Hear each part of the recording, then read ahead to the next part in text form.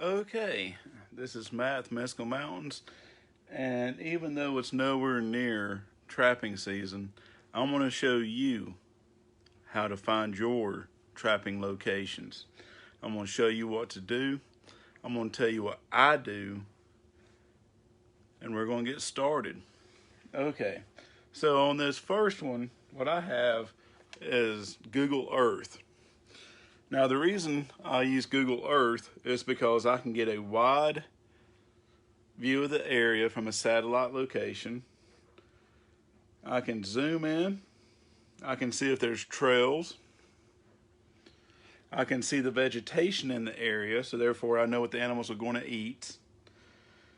I can get a proximity of how big the location is and what types of animals are there. For example, with this one, I've hunted here, I've fished here, I've hiked here, but so I would not trap this location. But what I'm going to show you is what I look for to paint the picture so you can have success. So if we look, we have a starting point. We can see the trails. We can see the game trails. We can see that there's a water source, which would be right here. We can see the flora, another name for plants. So therefore we can assume what animal is in this area, how big, what they're eating, and where they're drinking. What makes this not an ideal prime location is the fact that now we go to an app called AllTrails. This is the hiking trail that cuts through that piece of land. And we can see here if it's heavily active. We can see what people use it for. In other words, if you're going to come across a hippie with a dog, running, how active it is, how many people are going to be there. We can get map details. We can get elevation gains. One of the things about this is the highest elevation gain is 39% grade. Now, I don't know about you, but if you've been trapping or you're hiking and you're walking 8, 9, 10 miles with a load of traps on your back, that gets to you after a while, 39% grade. But we can see how often it's used, what people are using it for, and if it's dog friendly, if it's horseback friendly, if it's biking friendly. So AllTrails is an app that I use for that. But let's say I wanted to trap there. Well, what would I do then? What I would do then is I would pull up a topographical map plus satellite image of the area. I would plan where most animals are going to be. In other words, I'm going to look at the terrain features. I'm going to associate those terrain features. And then, for example, this little steep area right here, the 39% grade, I'm not going to trap that, okay? What I'm going to do is I'm going to trap the locations to that. What I mean by that, I'll just go ahead and take a screenshot of it for you right here. Well, there we go. What I mean by that is I'm not going to trap here on this grade, if you can see it. What I am going to trap is I'm going to trap here. Let's see if we can make it wider. Here, here, here, and here. And I'm going to make like a box around that. Okay? So, once I do that, what do I do now? Once I determine the location, once I go there, once I get a feel of the area, I'm going to go and I'm going to look for sign. We've talked about that in previous videos. I'm going to look at to see if the train has changed at all. I'm going to look at what they're eating and see if how my bait, compares to what they're eating. And then I'm going to use another app called Meal GPS. So I'm going to go and I'm going to find the spots that I want to trap. I'm going to drop a pin. Meal GPS is available for iOS. I don't know about Android, but it's the app that I use. I'm going to drop a pin on all the places I want to trap. Now, I'm going to take that information, I'm going to take it to the ranger station, and I'm going to say, look, here's my trapper's license, here's my 10 TIN trapper identification number. This is the area I plan on trapping. Is there any registered trap lines in that area? Is there any familial traditional trap lines in that area? Because all trappers have to have their name and contact information registered. What they'll do is they'll contact or give you the information to contact these trappers to make sure you don't overstep your bounds. Because trap lines, most people trap them every year. Most families pass them down that do trap.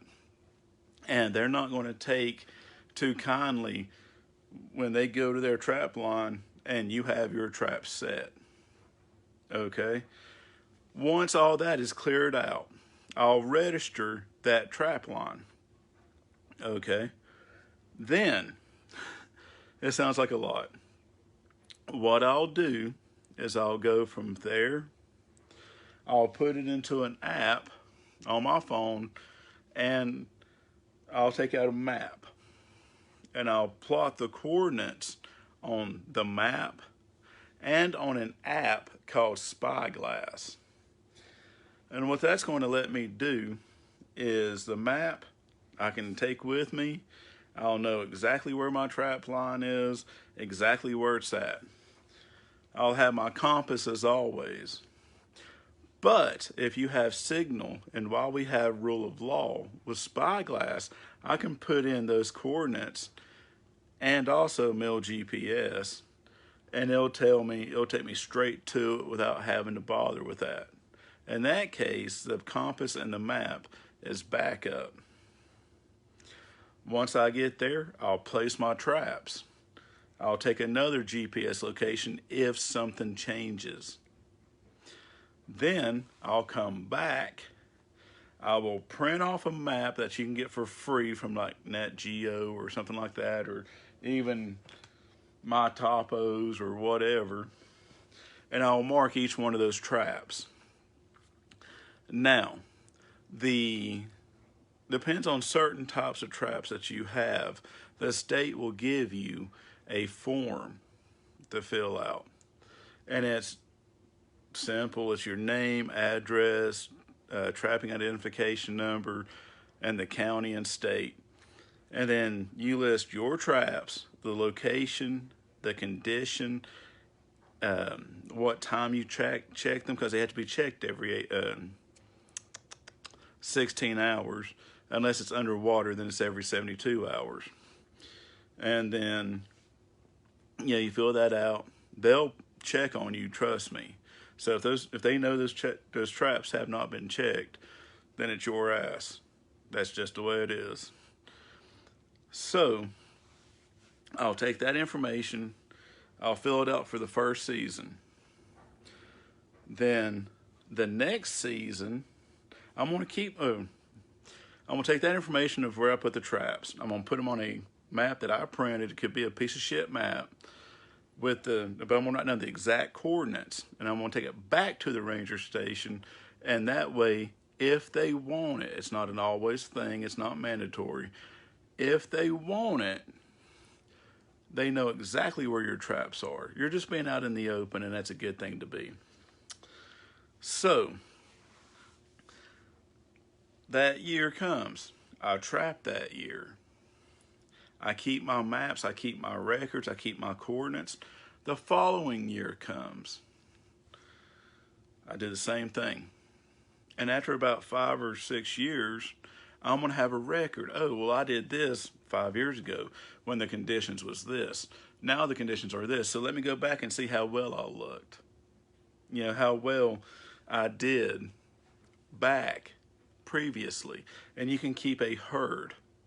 You can keep an ideal of it. Also, with trapping comes regulations. And it's different for everybody. Go to your, just put in 2020 trapping North Carolina regulations, or Washington regulations, or Tennessee regulations. And it's going to take you to their Department of Natural Resources website, and it'll be right there. And it changes. So you need to keep an eye on that. Sometimes, for example, beaver right now, if you're trapping beaver with a snare, it has no limit, but that could change tomorrow. It has no season, no limit, which means you can trap as many as you want, as long as you're using snares and it's underwater trapping. But that could change tomorrow, so it's up to you to make sure that you keep up to date with the tracking or trapping regulations. Also, once you do that, it's pretty much bait, harvest, reset, rebait. It's just a pattern over and over and over and over again. So, as always, with this type of stuff, we stand in the presence of the modern and the ancient. What I'm talking about ancient is these are some of the best maps you can get. Printed maps. It's by Delhomme. It has detailed topographical maps with back roads, recreation sites, GPS. It has game lands. Keep these maps. Buy a map every year. They get updated because they change. But keep your maps. If you can find old maps, keep them. Because as the new ones come out, something might be left off. Something might be changed in some way. Also, I know in North Carolina, I don't know about the other states, that you can go to the DNR website and contact local trappers. Go introduce yourself and ask them, contact them directly. Hey, my name's Matt. I'm wanting to get into trapping. This is my first year. Thought I'd touch base with you and see where you have your trap line, so I don't put my trap line there. This is a traps I'm using. Call me back. And they'll call you back and say, look, I'm not going to tell you where my trap line is, or I appreciate you letting me know. And they're not going to give you exact location, but they could say, stay away from the left side of Middle Prong. Okay, I know not to trap on when I'm going at Middle Prong, to stay off the left side. Once you develop that network, pick their brain for what they use for bait, the traps they use, the trap setups they use, how they tune their traps, how they dye their traps, and be willing to discuss with them all the stuff I just said. So, keep your records, keep counts, do it legal, do it smart, do it responsible, and do it with ethics. This is Matt with Mescal Mountains. If you got any type of comments, questions, put them down below. Stay safe, be kind to each other, and I love you.